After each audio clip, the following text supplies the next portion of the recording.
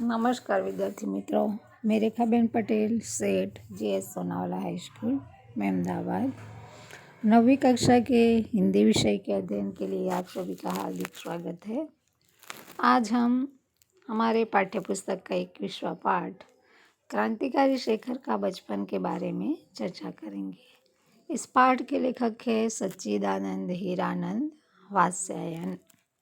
इसका उपनाम है अज्ञे।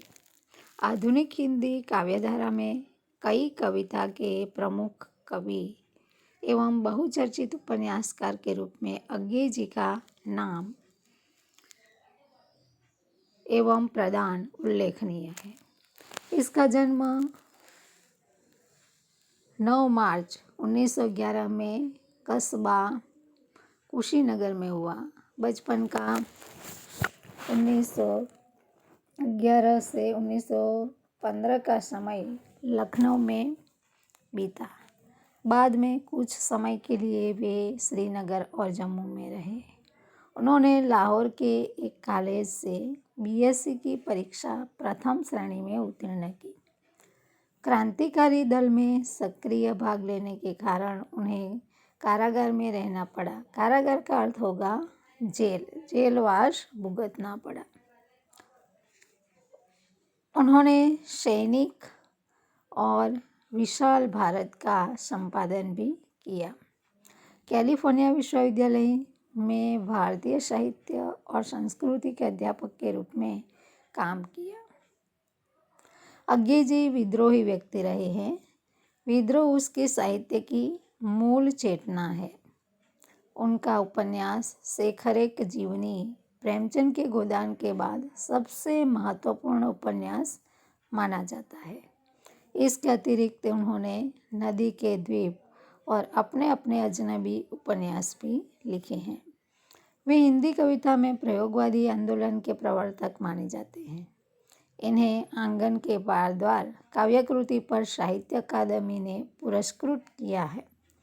कितनी नावों में कितनी बार पुस्तक पर ज्ञानपीठ पुरस्कार प्रदान किया गया। भग्नदूत, चिंता, इत्तेलम, हरी घास पर क्षण भर, बावरा अहेरी, अरि ओ करुणा प्रभामय उनकी प्रमुख काव्यकृतियां हैं। उन्होंने तार सप्तकी का भी संपादन किया था। क्रांतिकारी शेखर का बचपन उनके प्रसिद्ध उपन्यास शेखर एक जीवनी भाग 1 का अंग है।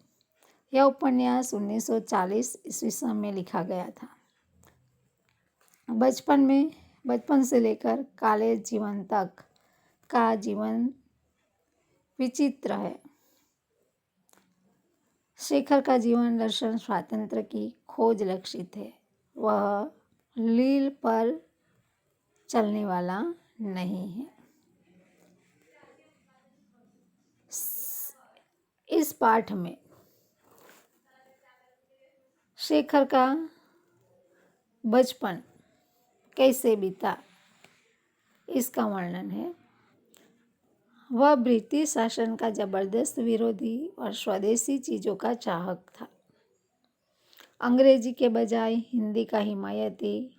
बचपन के उनके जीवन का कुछ अंश इस उपन्यास में वर्णित है।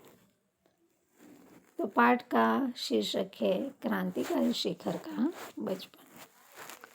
देखिए पाठ। असहयोग की एक लहर आई और देश उसमें बहाया। शेखर भी उसमें बहने की चेष्टा करने लगा और जब नहीं बह पाया तब हाथों से लेकर अपने को बहाने लगा। उसने विदेशी कपड़े उतार कर रख दिए। जो 2-4 मोटे देसी कपड़े उसके पास थे वही पहनने लगा।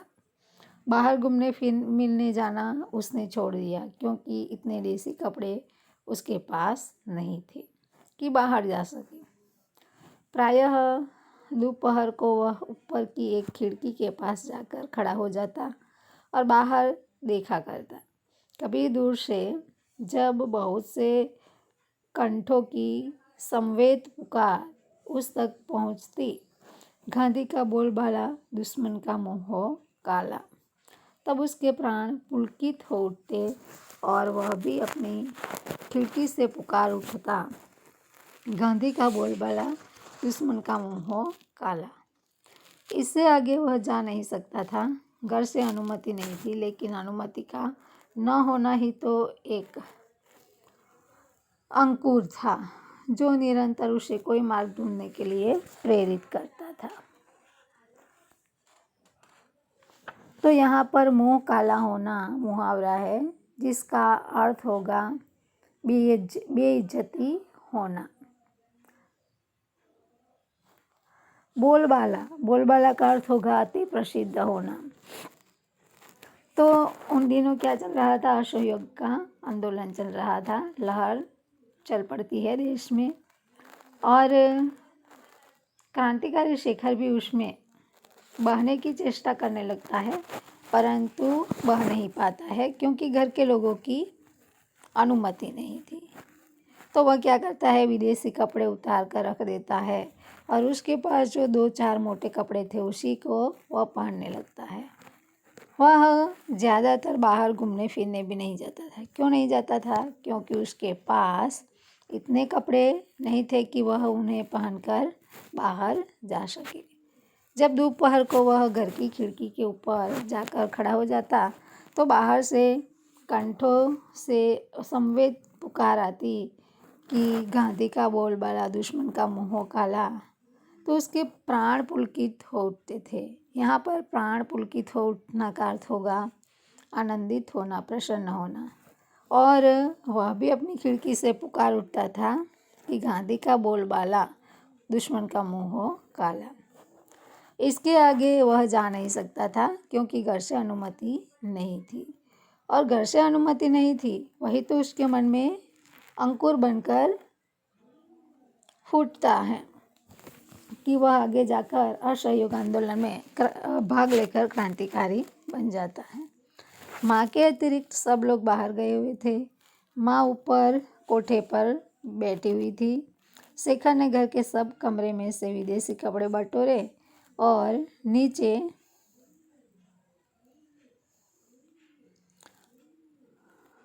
एक खुली जगह ढेर लगा दिया। फिर लैंपे लाकर उन पर मिट्टी का तेल उंडेला और आग लगा दी। आग एकदम भभक उठी। शेखर का आह्लाद भी भभक उठा। वह आग के चारों ओर नाचने लगा और गला खोलकर गाने लगा, गांधी का बोलबाला दुश्मन का मुंह हो काला। थोड़ी ही देर में माँ आई, और थोड़ी ही देर में शेखर के गाल भी मानो विदेशी हो गए, जलने लगे। लेकिन देर राख हो गया था। एक दिन क्या होता है कि घर के सब लोग बाहर गए थे, अकेली माँ घर पर थी। तो शेखर क्या करता है?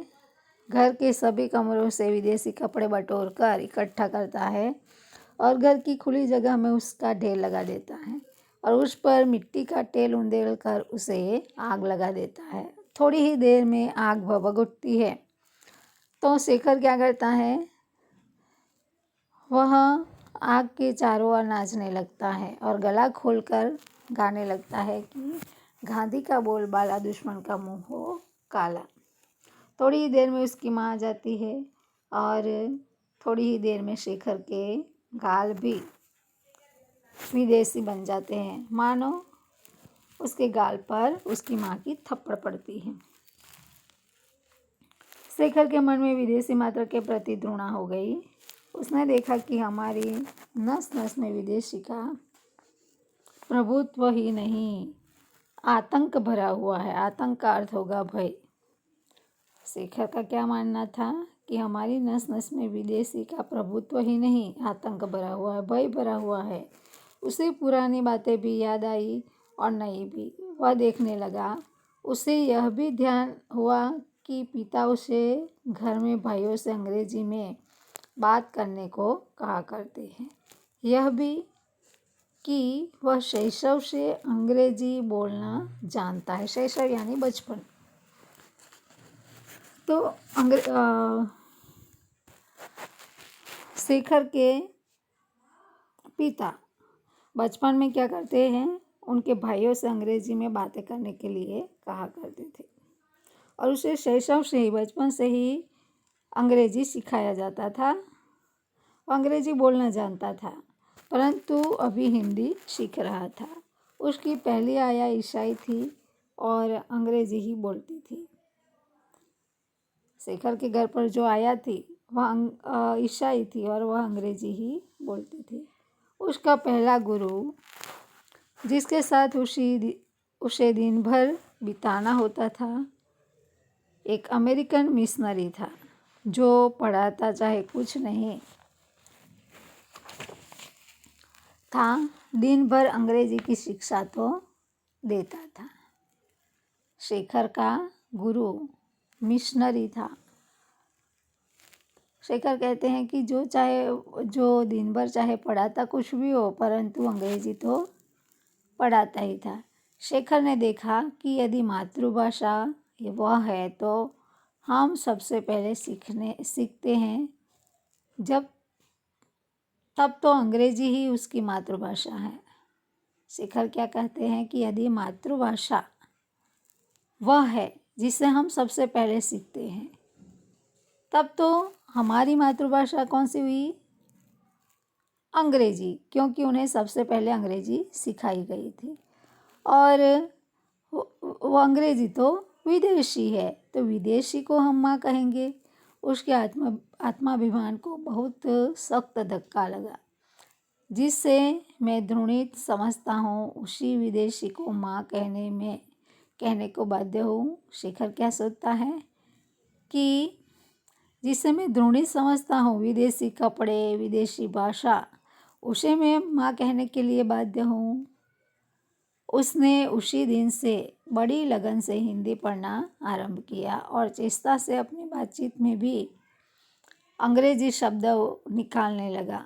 अपनी आदतों में से विदेशी अभ्यासों को दूर करने लगा और तब से शेखर ने क्या किया कि लगन के साथ पढ़ना आरंभ किया और बड़ी ही चेष्टा से अपनी बातचीत से अंग्रेजी शब्दों को निकालने लगा और अपनी आदतों में से विदेशी अभ्यासों को दूर करने लगा और अपने हिंदी ज्ञान को प्रभावित करने के लिए और गांधी के प्रति अपनी श्रद्धा जिसे व्यक्त करने का और कोई साधन उसे प्राप्त नहीं था, प्रकट करने के लिए उसने एक राष्ट्रीय नाटक लिखना आरंभ किया। शेखर ने क्या किया? एक राष्ट्रीय नाटक लिखना आरंभ किया। क्यों? हिंदी ज्ञान को प्रमाणित करने के लिए और गांधी के प्रति अपनी श्रद्धा प्रकट करने के लिए। जीवन में देखे हुए एकमात्र खेल की स्मृति अभी ताजी थी, इसलिए उससे लिखने में विशेष कठिनाई नहीं हुई। प्रस्तावना तो ज्यों की त्यों हथियाली, केवल कहीं कहीं कुछ मामूली परिवर्तन करना पड़ा। उसके बाद नाटक आरंभ हुआ। एक स्वाधीन लोकतंत्र भारत का विराट स्वप्न, जिसके राष्ट्रपति गांधी है और सिद्धि के लिए साधन है। अनवरत कताई और बुनाई, विदेशी माल और मनुष्य का परित्याग और प्रत्येक अवसर पर दूसरा गाल आगे कर देना। सत्य हरिश्चंद्र का इंद्रलोकारंभ से हटकर अंत में आ गया था। अपने ऊपर शेखर की प्रतिभा द्वारा सूर्यास्त के सुनहरे टापू की छाप लेकर शेखर के नाटक का अंतिम दृश्य था स्वाधीन और बाधाहीन भारत, एक स्थूल आकार प्राप्त स्वप्न। तो शेखर ने गांधी के प्रति अपनी श्रद्धा प्रकट करने के लिए और अपना हिंदी का ज्ञान प्रमाणित करने के लिए नाटक लिखना आरंभ किया। और नाटक का नाम क्या था? सत्य हरिश्चंद्र। विद्यार्थी मित्रों, आगे के पाठ के बारे में हम अगले वीडियो में चर्चा करेंगे। नमस्कार।